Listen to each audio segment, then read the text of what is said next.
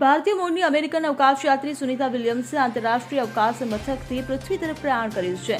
American અવકાશ agency NASA અવકાશયાત્રી Sunita Williams તેમના crew સભ્યો બુચ વિલ્મોર, નિક હેગ અને રશિયન અવકાશયાત્રી એલેક્ઝાન્ડર ગોર્બુનોવ સાથે અવકાશથી પૃથ્વી પર પરત ફરી રહી છે.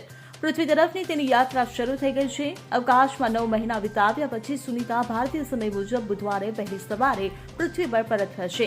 ત્યારે સુનિતા વિલિયમ્સ પૃથ્વી ઉપર આવવાના સમાચારને પગલે મહેસાણાના જુલાસણ ગામમાં આનંદનો માહોલ જોવા મળી રહ્યો છે.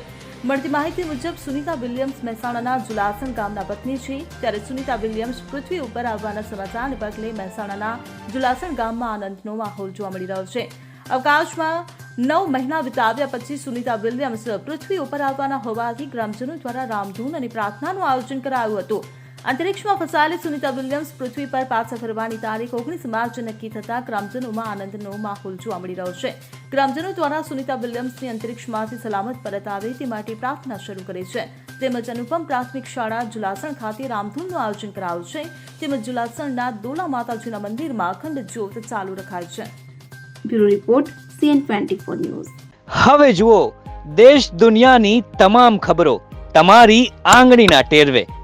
ઉઠાવો મોબાઈલ અને Google Play Store પરથી ડાઉનલોડ કરો અમારી CN24 ન્યૂઝ મોબાઈલ એપ.